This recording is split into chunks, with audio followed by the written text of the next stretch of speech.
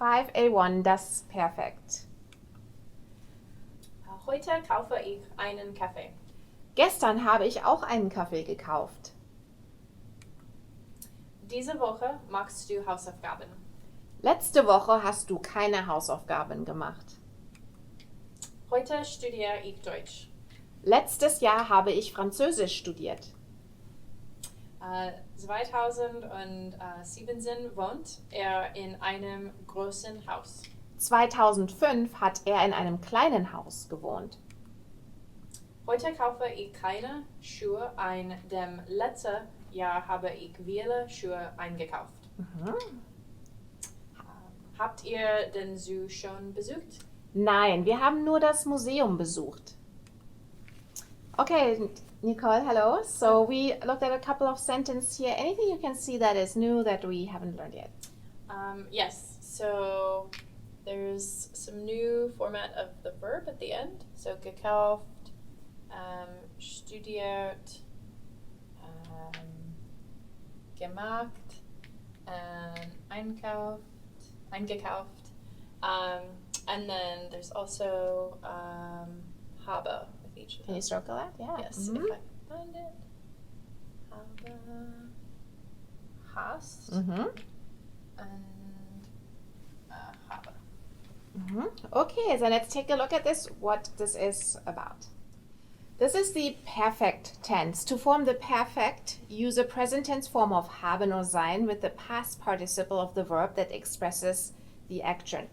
For example, ich habe zu viel Kuchen gegessen. Oder wir haben den Kindern Geschenke gekauft. But, so what do you think do we use the perfect for? To talk about something that happened previously? Previously, exactly. The difference is we're not talking about something in the present, but something that happened in the past. Yeah, that's why we use the form. Is there something that is similar in English? Yeah, I went to, or I ate too much. But is it, do you see something with haben too in English? With have? Yeah, I have done something. Or I have eaten, right? So it's a similar form. And German verbs can be grouped into three main categories, though, based on their way past participles are formed. You could already see it, that not all of them had the same form, right? Some had the GE and a T, some didn't, so let's take a look at them. So most German verbs are weak, and they form the past participle of a weak verb by adding a GE before the verb stem and a T or an ET after the stem. Here's a few examples. For example, kaufen, gekauft, ja? Lachen, gelacht. Haben Sie eine Flasche Sekt gekauft? Ja? Ich habe mit den Gästen geredet. So a GE and a T at the end. So, but then there's an exception. For example, we saw studieren, yeah, or telefonieren. So verbs that have an ieren are almost always weak.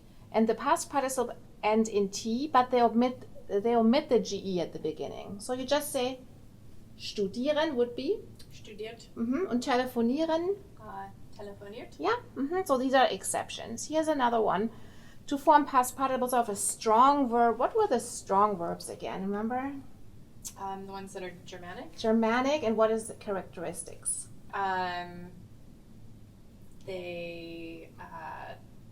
They tend not to have a lot of changes, and they have a really specific format in how you conjugate them. They have a very specific format. Very characteristic is usually a vowel change, right? They change, like in English, like go with went, O-E, yeah? Swim is swam, yeah? In English, in German too, there are vowel changes, and they don't do the T at the end usually.